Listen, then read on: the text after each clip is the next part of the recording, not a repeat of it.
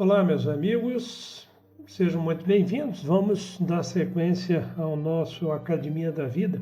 E eu queria começar a trazer para vocês, lembre-se que os temas serão muitos, mas temos tempo. Temos o resto de nossas vidas aí semanalmente em encontros para conseguirmos chegar ao nosso objetivo. E eu queria começar a trazer para vocês um conceito básico para vocês começarem a entender a questão dos nossos... Porque todos os meus pacientes eu sempre tento trazer uma percepção do porquê que eu estou fazendo aquilo, que é onde eu estou querendo atuar. E o ponto principal aqui é o conceito de processo inflamatório sistêmico. O que acontece é o seguinte: determinados hábitos de vida, determinadas condições, determinadas doenças geram no nosso corpo um processo inflamatório sistêmico crônico de pequena intensidade. Há cerca de centenas de milhares, algumas centenas de milhares de anos, houve uma pequena mutação, principalmente quando os primeiros primatas saíram das árvores e colocaram o pé no chão e começaram a caminhar. E ao caminhar, machucavam os seus pés continuamente. E esse negócio de machucar o pé gerava infecções e os primeiros vieram a falecer rapidamente porque não tinham um sistema imunológico com uma capacidade de resposta inflamatória muito rápida contra aquele processo infeccioso. Mas para a evolução dos primatas seguir, o indivíduo precisava se tornar resistente a isso. E aí houve a formação de determinadas mutações, como por exemplo a ApoE4, que possibilitou uma resposta exacerbada, uma resposta robusta, intensa contra essas infecções focais nos pés desses primatas. Essa mutação mantém até hoje, tá? Grande parte da população possui essa mutação, por exemplo, a ApoE4, mas esse é um dos genes. Existem vários outros associados a isso. Então, ela foi decisiva para que aqueles primeiros primatas que saíram da árvore feriam seus pés o dia inteiro no caminhar pela savana africana, por exemplo, não morressem de infecção em 1 a 2 semanas. Portanto, para essa sobrevivência, essa exacerbação da resposta inflamatória foi essencial. Por outro lado, quando nós começamos nessa caminhada, nessa inflamação, depois houve o advento da civilização, né? Primeiro a chegada do Homo sapiens, depois ali a formação dos primeiros grupamentos humanos, as primeiras cidades, a civilização humana, que com o passar do tempo tendeu a gerar determinadas mudanças no ambiente que permitiram um aumento da expectativa de vida, né? Você pega aí, por exemplo, Neandertais, a expectativa de vida era de 20, 22 anos, se não me engano, mais ou menos por ali. Hoje nós estamos beirando os 80 anos de expectativa. O que mudou?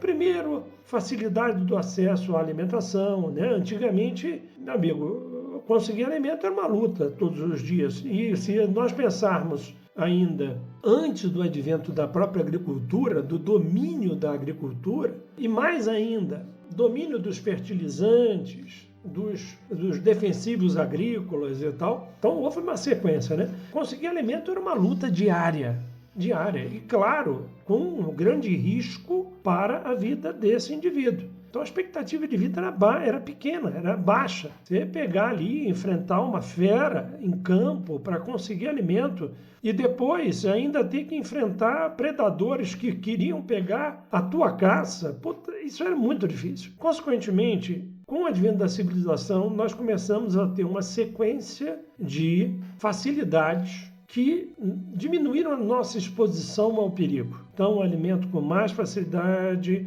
um núcleo de proteção. As primeiras cidades eram pequenos núcleos de proteção contra invasões, contra guerra, contra ataques, né? As grandes feras evitavam esses núcleos populacionais humanos, né? Então, a tendência é que nós fomos aumentando gradativamente a expectativa de vida. A própria cultura começou a gerar o entendimento de que determinadas ervas, eram vistas como poções mágicas. Havia todo um entendimento sobre a medicina rudimentar da época. A questão, anos depois, centenas de anos depois, nós começamos a pensar em humores, né? A questão estava de desequilíbrio de humores. Era uma visão rudimentar da medicina. Por outro lado, você tem registros muito antigos do uso de plantas medicinais. O fato é que a expectativa de vida vem crescendo gradativamente. E veja, aqueles genes de alta inflamação foram muito importantes naquele início, para ferimentos agudos, né? Mas esses genes continuaram. Nós carregamos, como eu disse, grande parte da população tem esses genes até hoje em atividade. E aí, hoje nós temos antibióticos, hoje nós temos vacinas, nós temos um monte de cuidados médicos que sempre tornaram-se aliados na nossa luta contra as infecções. E com o passar da idade, o que aconteceu é que esses genes mantiveram um processo de inflamação subclínica contínua. E esse processo inflamatório subclínico, ou seja, por que subclínico? Porque você não percebe. Esse é o perigo da coisa. Você tem sinais indiretos da existência dele. Sabe aquela dorzinha articular? E dói aqui, dói acolá. Tem gente que é o das dores, né? Os das dores, dói aqui, dói acolá. A falta de energia quando você acorda pela manhã, acorda dizendo, puta, mais um dia. O humor depressivo, mais um dia de trabalho. É impossível o indivíduo perceber, ao contrário, nossa, mais um dia, mais uma chance para mim. Não, é visto como mais um dia de trabalho, esta porcaria. Quer dizer, humor depressivo.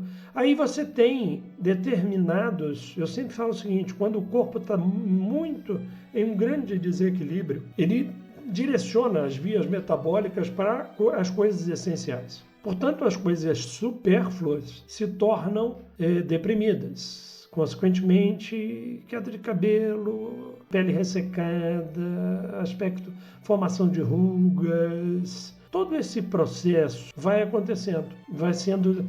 Vai acontecendo porque simplesmente as vias metabólicas são direcionadas em desequilíbrio para aquilo que é essencial. E aquilo que se torna supérfluo é aquilo que para de acontecer. É muito interessante, inclusive, que quando você começa a equilibrar o paciente, aquelas coisas supérfluas, entre aspas, né? Pelo, pele, as coisas, uma pele viçosa. Então, quando você começa a tratar o paciente, as vias metabólicas principais, quando ficam bem, o corpo pode direcionar essas vias metabólicas para aquilo que é secundário, né? Então você claramente vê um rejuvenescimento. Você pode ver a pessoa que está se alimentando bem, dormindo bem, praticando exercícios, tendo uma vida saudável, ela tende a apresentar, parece que rejuvenesceu, porque literalmente é isso.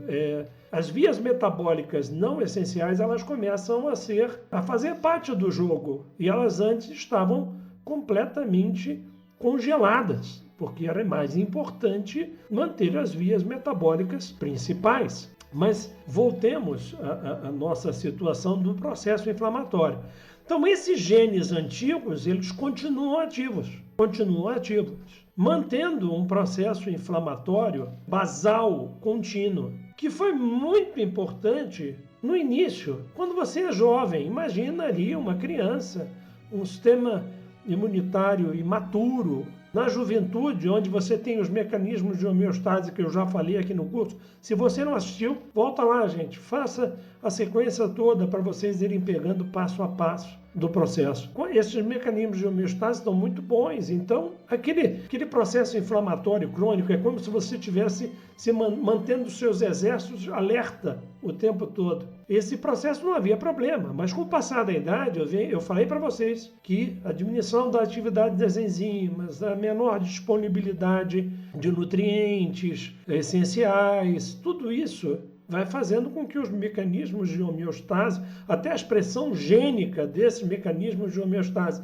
vão ficando cada vez mais deficitários, o que vai acontecendo é que aquela inflamação subclínica, crônica, que para um jovem não tem lá grandes alterações, a homeostase dá conta. Quando você vai chegando numa idade mais avançada, isso vai ficando complicado. Isso vai representando uma série de alterações que vão repercutir cada vez mais para a instalação de uma série de doenças, tá? Então, é muito importante você ter, e eu acho que isso foi, assim, ter a noção disso, e nos últimos anos, eu sempre digo que, na verdade, isso desde os anos 90, a gente tem tido essa percepção a partir da medicina ortomolecular. Ficou a coisa meio apagada há um tempo, eu acho que volta muito forte agora com o advento dessa última fraudemia que aconteceu. Algumas pessoas passaram de novo a perceber isso. Então vocês vão ver que esse processo inflamatório crônico, ele é a base, ele é a gênese de uma série de doenças crônicas. E que você tem hábitos de vida, você tem situações que você agrava isso. E a gente vai começar a falar um pouco sobre isso a partir desse bloco. Então, essa é a nova sequência. Se você ainda não assistiu, começa com a gente lá desde a primeira aula, acho que você vai gostar. Seja muito bem-vindo, você caiu de paraquedas aqui. Se esse conteúdo fez algum sentido para você, por favor, faça o triplo C. Curta, compartilhe e comente. Faça pedidos ali, pergunte, me peça temas, comente. Você vai estar ajudando o algoritmo a entender que outras pessoas precisam assistir isso. E, sinceramente, gente, é um conteúdo que eu estou dando gratuito aqui, entregue para vocês. E eu realmente acredito porque a coisa vai ser muito mais longa do que vocês imaginam. Tem muita coisa para entregar aqui para vocês. E eu realmente gostaria que outras pessoas tivessem acesso a isso. Então, me ajude nessa cruzada, curtindo, compartilhando e comentando, tá bom? E volte à primeira aula lá, vamos começar, vamos trilhar isso aqui junto, vai ser um enorme prazer. Não perca a próxima semana, próximo material sobre essa questão da inflamação sistêmica. Sou o Dr. André Marroia, eu sou médico, eu sou psicanalista. Curta e compartilhe. Um grande abraço.